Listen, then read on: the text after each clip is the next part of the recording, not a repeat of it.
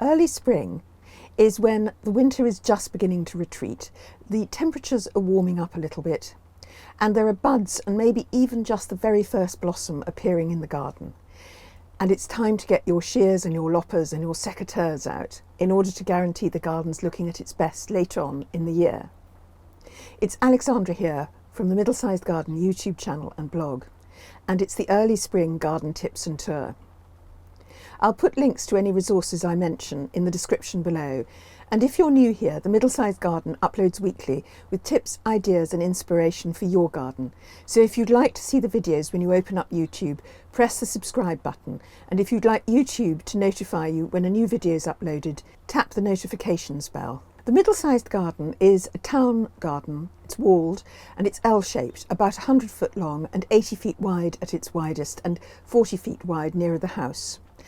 And technically we equate to a USDA gardening zone of 9, and that's because we have very mild winters. We rarely go below -6 Celsius, 21 Fahrenheit, and indeed we have certainly never even been near that this winter so far. Your gardening zone, which might be say 5 to 9 in the United States, or the equivalent in Canada, Australia, Northern Europe or the UK, all depends on your winter temperatures.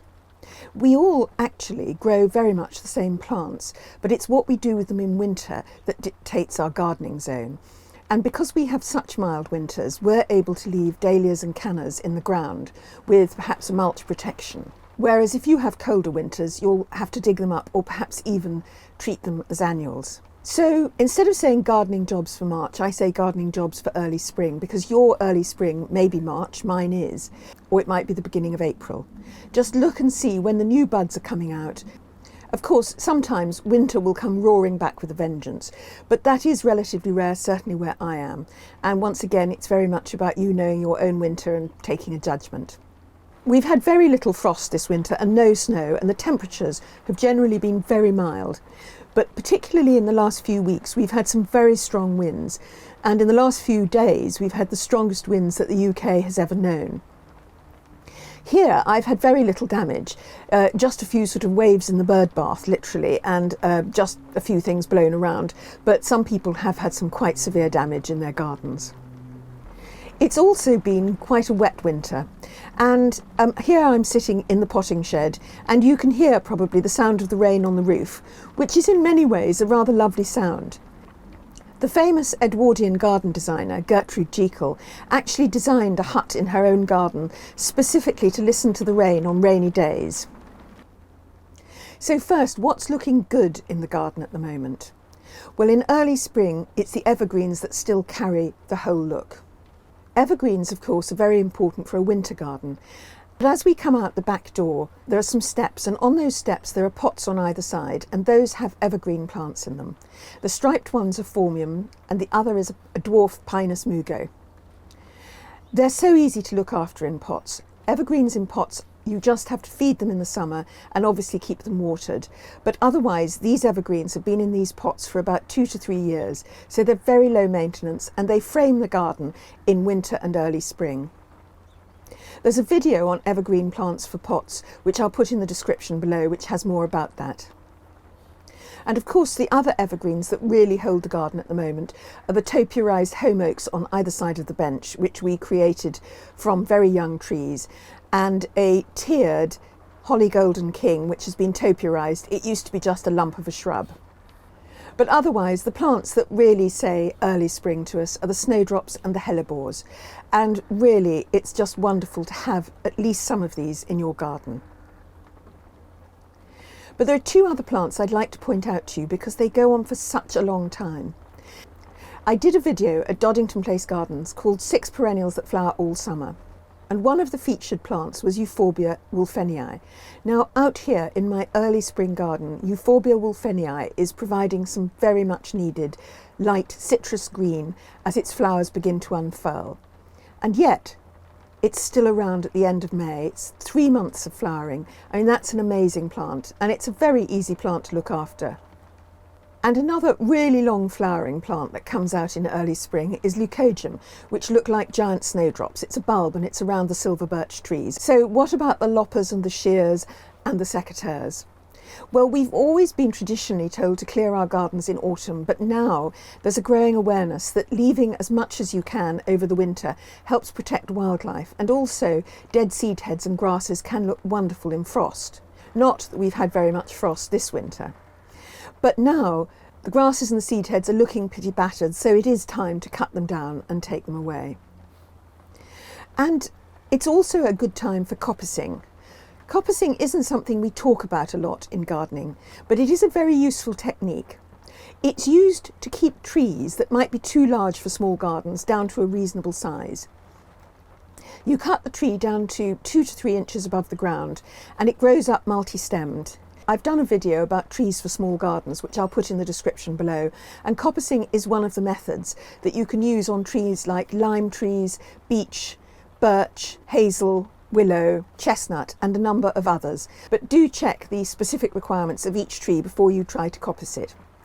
We've got a lime tree, a tilia, in this garden, and we had considered keeping it as a pollarded tree, which is where you take off all the branches at the top every year or every 2 years. But in fact, I do love the multi-stemmed effect, so we're taking it right down to the ground. There are some thin stems already coming up, and over the next year or two we will thin those out till we get about half a dozen strong stems. At least that's the theory. There's also a eucalyptus in the border, and I really don't want a great big enormous eucalyptus tree in my border. I love the silvery grey foliage, so I'm going to cut that down to 2 to 3 inches above the ground in the hope of coppicing that. But when you come to coppicing shrubs, it's not just about getting that multi-stemmed effect that looks so brilliant at shows. When the stems regrow, they're often a more vibrant colour, so if you're growing dogwoods or willows, in order to have the stems for vibrant winter colour, then you would be coppicing them every year in early spring. The other reason for coppicing is that when the foliage comes out, it's often fresher. And I attended a talk on pruning at Great Dixter once, and they said that they coppice some of their cotinus bushes because the new foliage is so beautiful in that first year. But of course you would lose the flowers. And of course there are other shrubs you can coppice like buddleia, and that helps stop it getting too large for a smaller garden. And of course, while we're talking about secateurs, it is early spring is the earliest time that you can prune your hydrangeas and your roses. I've got a video on pruning hydrangeas below.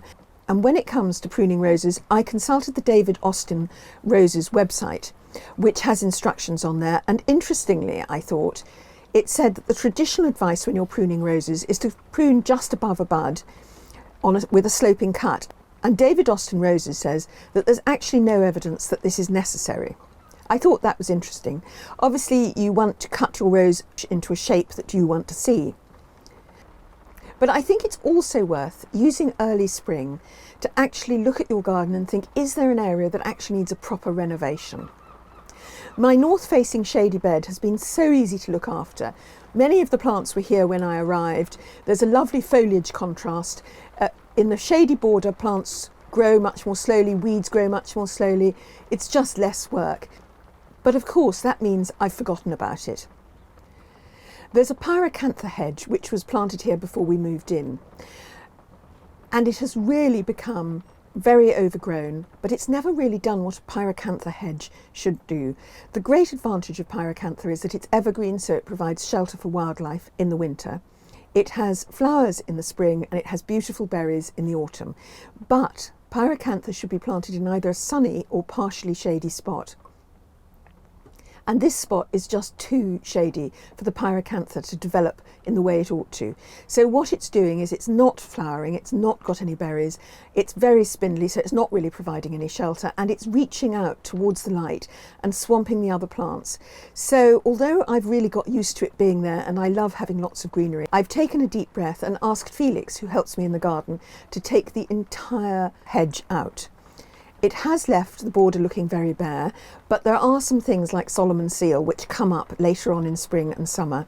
And I also think that plants that are there will actually be happier to have a bit more light and space. So I'm going to assess this before I decide how to replant it.